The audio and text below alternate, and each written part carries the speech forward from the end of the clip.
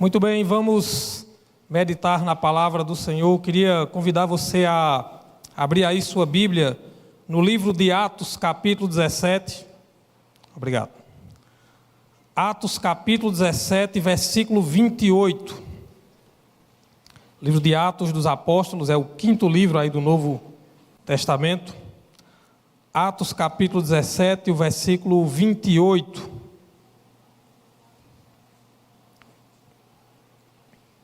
Atos 17, versículo 28, minha Bíblia, a minha tradução, a minha versão é a King James Fiel. Diz assim a palavra do Senhor, Atos 17, 28. Porque nele vivemos e nos movemos e existimos, como também alguns dos vossos poetas têm dito, porque também somos sua descendência. Nele vivemos, nos movemos e existimos. O apóstolo, o livro de Atos aqui, ele está falando sobre o próprio Deus. É o apóstolo Paulo quem fala aqui, e ele, se a gente ler o 27, vamos ler o 27, ele vai dizer: para que eles buscassem ao Senhor, se talvez palpando possam achá-lo, ainda que ele não está longe de cada um de nós, porque nele vivemos e nos movemos e existimos, como também alguns dos vossos poetas têm dito, porque também somos sua descendência. A primeira parte desse versículo 28 diz que nele, em Deus, nós vivemos, nos movemos e existimos. Portanto, a nossa existência, a razão de ser da nossa vida está diretamente ligada a Deus, porque ele diz aqui nele, ele está falando de Deus e diz: nele nós vivemos.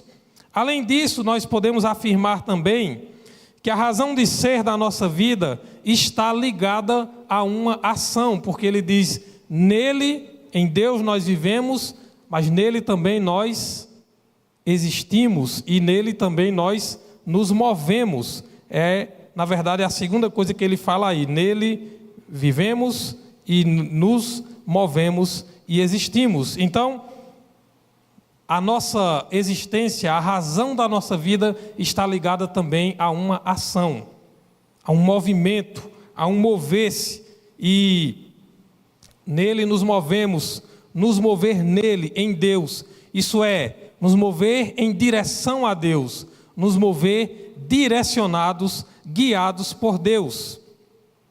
Então nós podemos entender, irmãos, que só há razão para a nossa existência se a nossa vida ela se movimentar, se ela for direcionada para Deus e se ela for direcionada por Deus.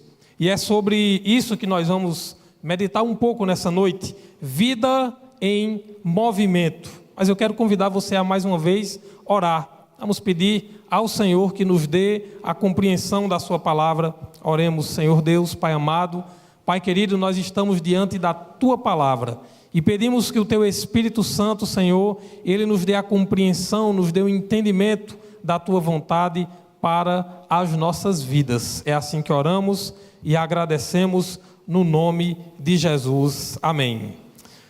Muito bem, irmãos, nele nós vivemos, nós nos movemos, nós existimos, é o que diz a palavra de Deus.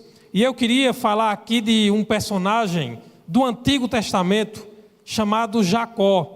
E a vida de Jacó, quem conhece, eu não vou ler tudo aqui porque é uma história longa, mas a vida de Jacó, lembre-se, ele é um dos 3 patriarcas lá do Antigo Testamento. Deus chama Abraão, depois Isaac, filho de Abraão, e depois Jacó, filho de Isaac. E a partir deles 3, Deus então faz a promessa de que a partir deles ele formaria uma nação, um povo que adoraria a Deus. Jacó tem o nome mudado para Israel, e a sua descendência então é onde Deus forma a nação de Israel, o povo com quem Deus faz uma aliança, e Jesus vem exatamente desse povo também. Mas Jacó, quem conhece a história da vida de Jacó, a gente pode dizer que nas páginas das Escrituras nós vemos uma vida que podemos dizer, pense numa vida movimentada, pense numa vida cheia de acontecimentos. é a vida de Jacó, e eu quero destacar alguns pontos da vida de Jacó aqui nessa noite com vocês. Gênesis capítulo 25, 27 e capítulo 28, e aí, como eu disse, eu não vou ler, vou apenas algumas passagens pontuar aqui, mas vai contar a história de Jacó, e eu quero começar falando do episódio de quando Jacó, então, ele engana o seu irmão Esaú. Lembremos, né? Eles eram irmãos gêmeos, Jacó e Esaú. Mas Jacó engana o seu irmão por mais de uma vez para ter o direito da bênção da primogenitura. O filho primogênito tinha alguns privilégios que se chamava a bênção da primogenitura. E como Esaú foi tirado primeiro, né, do ventre da mãe, ele nasce primeiro, questão de segundos, então ele tinha esse direito a ser o primogênito. Mas Jacó, de maneira astuta, ele engana Esaú por mais de uma vez e acaba tendo direito a essa bênção, e engana o próprio pai, Isaac também. Por causa disso, ele foge da presença de Esaú, com medo, ameaçado pelo próprio irmão Esaú, ele foge e vai para a terra, para a casa do seu tio Labão, que era irmão da sua mãe.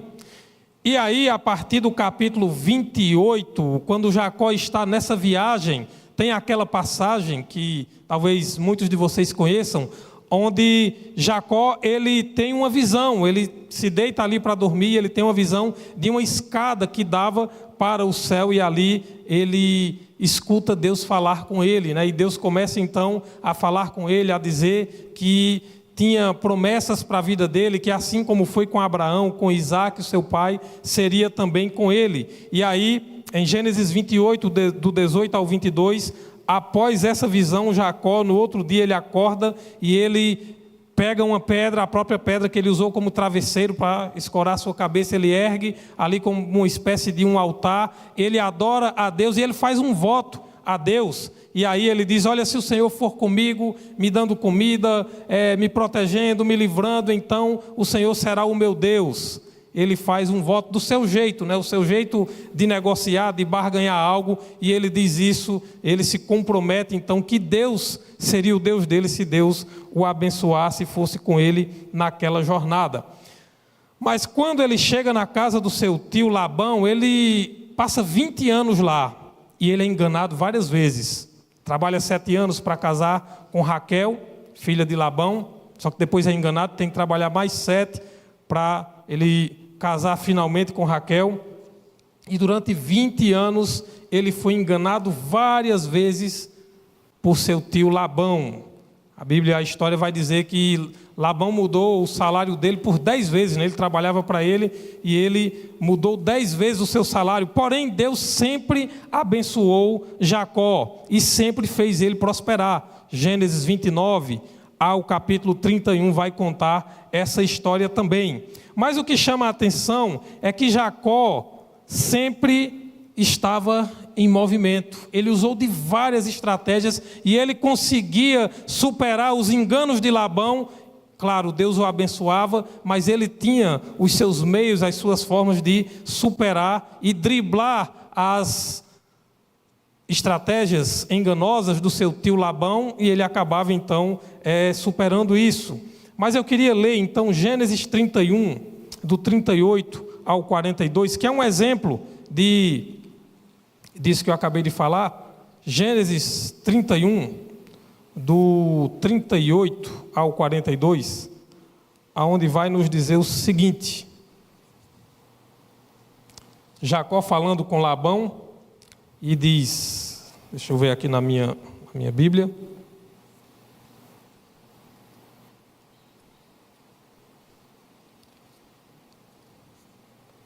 Gênesis 31, do 38 ao 42 diz: estes 20 anos eu tenho estado contigo, tuas ovelhas e tuas cabras não abortaram suas crias, e eu não comi os carneiros do teu rebanho. O que foi despedaçado pelos animais eu não trouxe a ti, eu carreguei a perda disso. Da minha mão o requerias, se furtado de dia ou furtado de noite. Assim fui eu. Durante o dia a seca me consumia, e a geada de noite. e o meu sono fugia dos meus olhos. Assim, eu estive 20 anos na tua casa. Eu te servi 14 anos pelas tuas filhas e 6 anos pelo teu rebanho, e tu mudaste o meu salário 10 vezes. Se o Deus de meu pai, o Deus de Abraão e o temor de Isaque não estivesse comigo, certamente tu terias me enviado embora vazio. Deus viu a minha aflição e o trabalho das minhas mãos e te repreendeu ontem à noite. Então veja, Jacó dizendo aqui, fazendo um resumo para Labão, dizendo de tudo que ele passou nesses 20 anos. Mas eu queria destacar o versículo 42, quando ele diz que, ora, se o Deus de meu pai, o Deus de Abraão e o temor de Isaque não estivesse comigo, certamente tu me terias enviado embora vazio. Deus viu a minha aflição e o trabalho das minhas mãos. Jacó está aqui dizendo e reconhecendo que Deus havia atendido, havia visto o seu sofrimento e Deus havia também observado e havia visto ali o trabalho que ele havia feito. Jacó está aqui reconhecendo que Deus havia lhe livrado no seu sofrimento e que Deus havia abençoado o trabalho das suas mãos. Por isso, se você passa por sofrimento, se você passa por aflições, saiba que Deus está vendo, saiba que Deus vê o seu sofrimento. Por isso, saiba que se você tem trabalhado, você tem se esforçado, saiba que Deus vê o seu trabalho, que Deus está atento a tudo que nos acontece. Mas veja, continuando a história, o capítulo 32 de Gênesis vai nos contar o seguinte, que Jacó teve que se reencontrar com o seu irmão Esaú. E o capítulo 32 de Gênesis vai começar a contar essa história. Jacó envia homens, porque Deus havia dito que ele deveria voltar à terra do seu pai, e Jacó envia homens, servos dele, para encontrarem com Esaú, e a resposta daqueles homens, eles dizem: olha, Esaú vem ao teu encontro com 400 homens. E então a Bíblia vai dizer que Jacó temeu. Isso está em Gênesis 32, a partir do versículo 6. E aí eu quero chamar a sua atenção para que a gente possa observar os movimentos, as ações de Jacó a partir dessa parte aí da sua vida. Gênesis 32, a partir do versículo 6. Os mensageiros retornaram a Jacó dizendo: nós chegamos ao teu irmão Esaú e ele também vem para te encontrar, e 400 homens com ele. Então Jacó ficou muito amedrontado e angustiado, e ele dividiu em 2 bandos o povo que estava com ele, e os rebanhos, e o gado, e os camelos. E ele disse: se Esaú vier a um bando e o ferir, então o outro bando que sobrar escapará. Veja, nós podemos perceber aqui que Jacó ficou com medo, angustiado, mas ele ficou paralisado por esse medo? Não, ele ficou angustiado, mas ele não ficou paralisado. O texto diz que Jacó, ele tinha um plano, ele vai e divide o seu grupo, os rebanhos, todos os servos, as mulheres, as crianças, os filhos, ele divide em 2 grupos, e aí ele diz: olha, se Esaú ferir um, pelo menos o outro vai escapar. Ele tem um plano, ele tem uma ação, a gente vê um movimentar-se de Jacó, e ele faz outra coisa. No versículo 9 vai dizer que ele vai orar, e Jacó disse: ó Deus de meu pai Abraão e Deus de meu pai Isaque, o Senhor que disse a mim: torna a tua terra, a tua parentela, e eu te tratarei bem. Ele vai orar, e na sua oração ele está dizendo que estava voltando à terra do seu pai por obediência a Deus.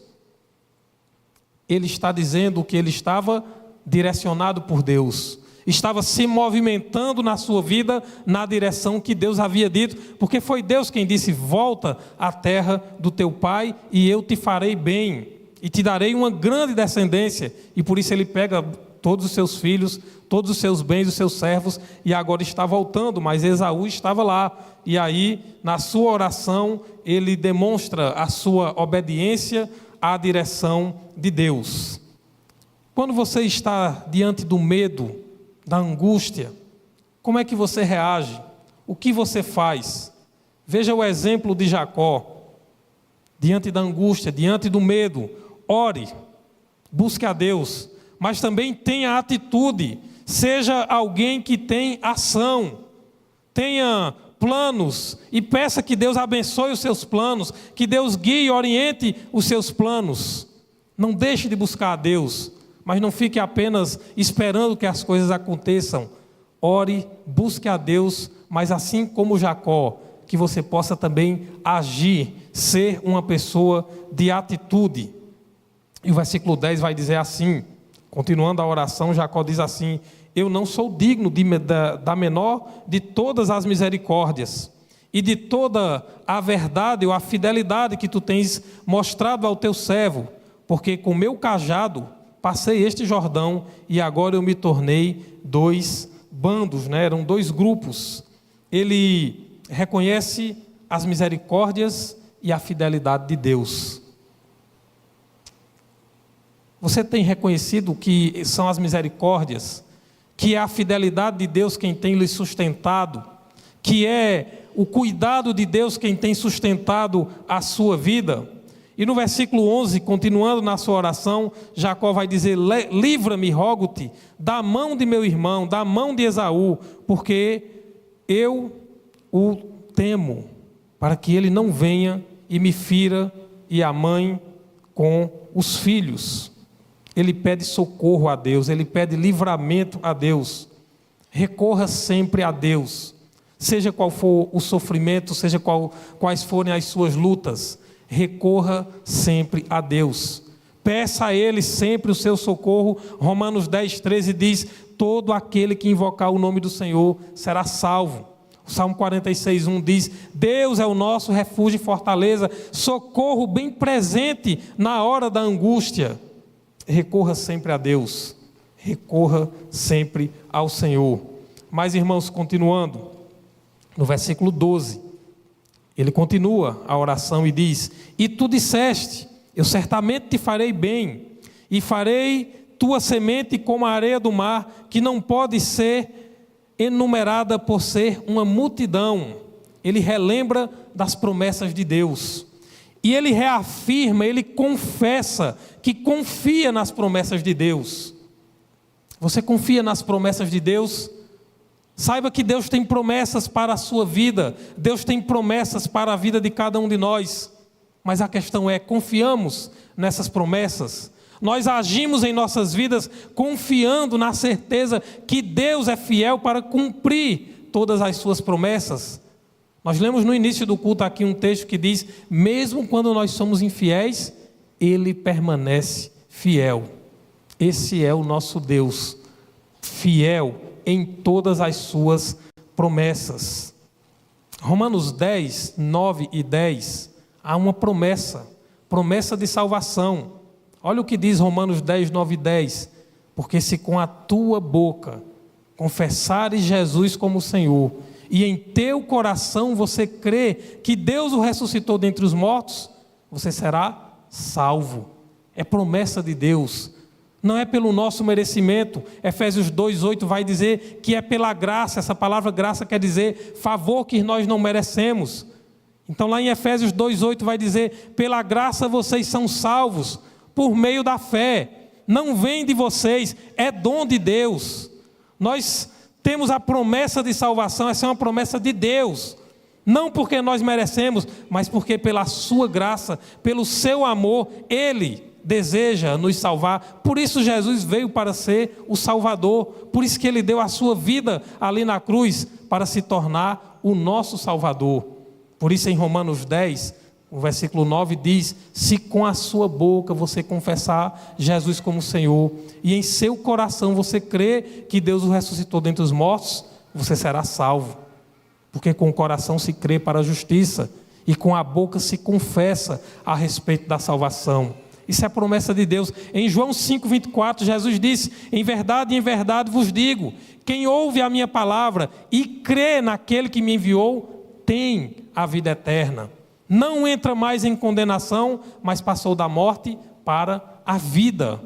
é promessa de Deus, é promessa de Jesus Cristo. Deus tem promessas maravilhosas para as nossas vidas. Mas voltando a Gênesis 32, o versículo 13, vai dizer que ele, Jacó, pernoitou, passou a noite ali, e naquela mesma noite, ele tomou do que veio à sua mão, de tudo que ele tinha, e separou um presente para Esaú, seu irmão. Ele separa um presente para Esaú, e aí a história vai contar, o tanto de animais dos rebanhos que ele separa para mandar à frente na sua caravana como presentes para Esaú. Estratégia, plano.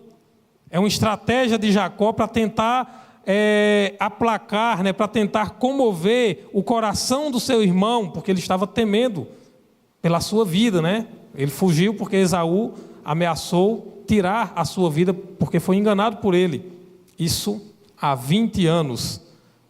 E aí, nessa estratégia de Jacó também, há aqui também, irmãos, uma intenção de um conserto, porque veja, porque ele enganou Esaú, provavelmente ele pensou, ele não prosperou porque ele não teve a bênção da primogenitura. Então Jacó agora tenta, com todos os presentes, talvez também compensar, consertar um pouco a sua situação, ou digamos o prejuízo que ele havia dado ao seu irmão. E aí, mais uma vez a gente vê Jacó ali de maneira, eu diria até de maneira criativa, tendo a atitude, tendo a ação de mandar presentes, e muitos presentes para o seu irmão Esaú. E aí a partir do capítulo, aqui também do capítulo 32, já a partir do versículo 22, em Gênesis, vai aquela famosa história de Jacó lutando com um anjo ou com um homem, É Jacó lutando com Deus. Ele passa todo mundo ali e agora aparece um homem e ele passa a noite lutando com aquele homem ali, agarrado com aquele homem, e ele diz: não, eu não vou lhe soltar enquanto você não me abençoar. E aí nesse momento, Jacó depois sabe que ele estava lutando com Deus. É Deus quem aparece ali em forma de um homem e luta com Jacó. E ali ele aprende e nos dá essa lição de perseverança. Jacó não largou aquele homem, não largou ali enquanto ele não o abençoou. Você já pensou em desistir das suas lutas? Há lutas que às vezes nós nos sentimos fracos e pensamos em desistir, mas olhe, persevere, não desista, apegue-se, agarre-se a Deus, busque a Ele, apegue-se a Ele, persevere nas suas lutas, se apegando ao Senhor, buscando a Ele, e Ele vai lhe abençoar, e Ele vai responder, seja qual for a resposta dEle, será sempre o melhor para a sua vida. A gente aprende, que Deus ele pode dizer sim, Ele também pode dizer não. Ou Ele pode dizer: espere, não é a hora ainda. Mas a resposta dEle sempre será o melhor para as nossas vidas. O não de Deus é bênção para as nossas vidas também. Então, apegue-se a Ele. O Salmo 91, 14. Projeta aí esse Salmo 91, 14. Pode ser na versão revista atualizada. Salmo 91, 14. Olha o que diz esse versículo aí. Coloca aí, Salmo 91, 14. Porque a mim se apegou com amor, eu o livrarei, pô-lo-ei a salvo, porque conhece o meu nome. Apegue-se a Deus, agarre-se a Ele, não largue, persevere, sejam qual forem as suas lutas, agarre-se a Deus, apegue-se a Ele. Gênesis 33, do 1 ao 8, continuando a história de Jacó, finalmente ele se reencontra com Esaú, e olha o que diz aí o texto. Jacó, levantando os seus olhos, olhou, e eis que vinha Esaú e com ele 400 homens. E ele dividiu seus filhos entre Lia, entre Raquel e entre as duas servas. E ele colocou as servas e os filhos delas à frente, e Lia e seus filhos depois, e Raquel e José atrás. E ele passou adiante deles e se curvou na terra 7 vezes até chegar perto de seu irmão. Esaú correu para encontrá-lo e o abraçou e se lançou ao seu pescoço e o beijou, e eles choraram. E ele, levantando seus olhos, viu as mulheres e os filhos e disse: quem são estes contigo? E ele disse: os filhos que Deus graciosamente deu a teu servo. Então as servas se aproximaram, elas e seus filhos, e eles se curvaram. E Lia também com seus filhos se aproximaram e se curvaram. E depois se aproximaram José e Raquel, e eles se curvaram. E disse: o que significa todo este rebanho que eu encontrei? Ele disse: isto é para encontrar graça aos olhos de meu Senhor. No reencontro de Jacó com Esaú, mais uma vez está aqui a estratégia, o movimento, a atitude, a ação de Jacó. Eu fico pensando se eles ensaiaram essa, eu acredito que sim, né?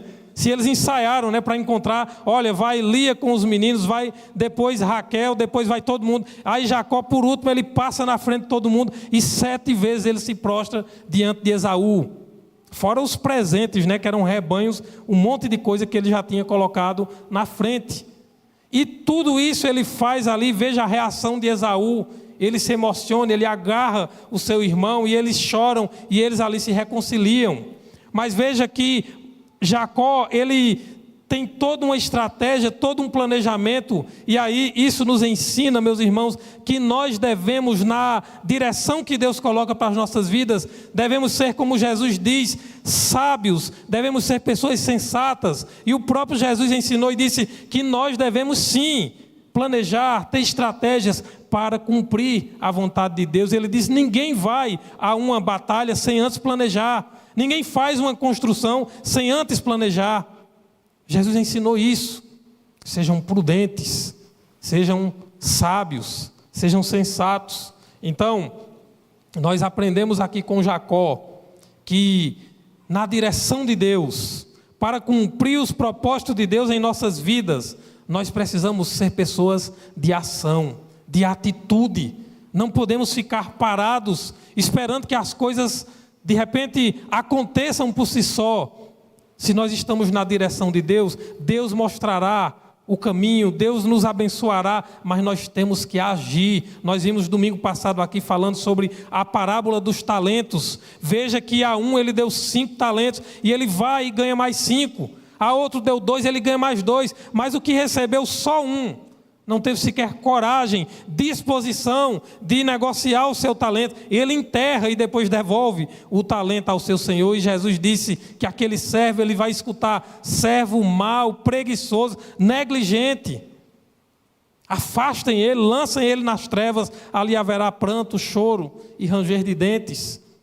Meus irmãos, a nossa vida, nós precisamos nos movimentar. Nós só estamos vivos, ou nós só nos movimentamos porque estamos vivos, e estamos vivos para nos movimentar. É o que diz o texto de Atos 17, 28. Nele, em Deus, nós vivemos, nos movemos e existimos. Nós não podemos existir aqui nessa vida sem sermos pessoas de ação, de atitude.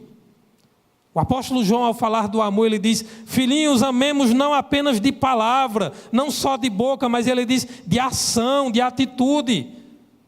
Ele diz: como que pode você dizer que ama a Deus que você não vê e aborrece ao seu irmão a quem você vê? Isso não é amor. Ele vai dizer: como é que pode alguém, se você tem alguém necessitado, e aí você diz: vá, o Senhor te abençoe, mas você não dá com que ele se cobrir, com que ele comer, você não atende à necessidade.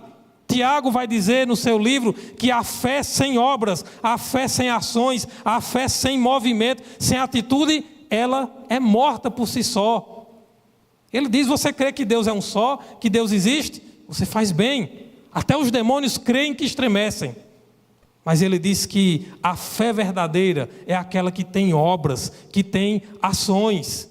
É aquela que nos leva a nos movimentar, como foi Jacó. A vida de Jacó mostra, ele de fato era um homem de caráter nada bom. Era um enganador, era um homem astuto. Mas ele vai sendo transformado por Deus, e assim como quando ele vai fazendo os seus movimentos, assim como ele foi um homem muito esperto para se movimentar e enganar o seu irmão e o seu pai, depois ele vai mudando e Deus vai transformando o seu caráter. E agora você vê o homem com suas atitudes, com suas ações, mas agora para abençoar, mas agora para se reconciliar com o seu irmão, mas agora para ser bênção, porque ele agora estava sendo transformado. No val de Jaboque, quando ele luta, quando ele se agarra ali a Deus, ele é tocado por Deus. E aquele toque transforma a sua vida. Ali é onde Deus diz para ele: você não será mais chamado Jacó, agora você é Israel. Agora você vai se chamar príncipe de Deus, porque você lutou, você perseverou, porque você foi um homem de ação. No começo da história da vida de Jacó, a gente lê que Jacó era um homem pacato. Esaú era caçador, era ativo, vivia no campo, mas Jacó era um homem do lar, era um homem pacato. Mas ao longo da sua vida você vai ver que ele sai da sua zona de conforto, foge do seu irmão, é enganado por seu tio por 20 anos, mas você vai vendo que Jacó vai se movimentando e Deus vai transformando o caráter dele. À medida que nós somos pessoas que não se acomodam, que não vivem paralisadas, que somos pessoas que se movimentam na direção de Deus, Ele vai transformando a nossa vida. Ele vai abençoando e vai transformando o nosso caráter, vai transformando quem nós somos. Por isso, vamos lembrar, foi Deus quem mandou Jacó voltar à terra de seu pai. Mas ele voltou um homem transformado, porque ele se movimentou, porque ele agiu na direção de Deus. Durante toda a sua trajetória, Jacó foi sendo, eu diria, movimentado por Deus. É Deus quem vai, como a gente diz, mexendo as peças. É Deus quem vai agindo. É assim que Deus faz, irmãos, em nossas vidas. E eu quero concluir essa palavra chamando você à reflexão. Como tem sido a sua vida, sua existência? A razão de ser da sua vida está em Deus? Sua vida tem sido direcionada para Deus? Tem sido direcionada por Deus? Você é uma pessoa de atitude, você é uma pessoa de ação, você é alguém que se movimenta, você é alguém que quando você sente que Deus falou com você, você tem se movimentado na direção daquilo que Deus tem apontado? Jacó só foi transformado, só se tornou a pessoa abençoada que ele foi, porque quando Deus falou com ele, desde o primeiro momento, ele se levanta, ele se movimenta e ele vai na direção de Deus. Ele vai na direção daquilo que Deus havia colocado na sua vida. Você é essa pessoa de atitude, de ação? Como você tem movimentado a sua vida? Como você tem direcionado a sua vida? Você pode dizer que em Deus, você pode dizer assim: em Deus eu vivo, eu me movimento, eu existo. Você pode dizer isso da sua vida? Minha vida eu direciono na direção de Deus. Eu me movimento. Eu sou uma pessoa de atitudes. Minhas ações são na direção dEle. São direcionadas por Ele. Porque é isso que a palavra de Deus diz. Nele nós vivemos, nós nos movemos, nós existimos. Lembre-se, só a razão de ser da nossa existência, se a nossa vida estiver na direção de Deus, direcionada, guiada por Ele, e direcionada para os propósitos dele em nossas vidas. Amém? Vamos orar? Queria convidar o grupo de louvor para vir aqui à frente. Vamos orar.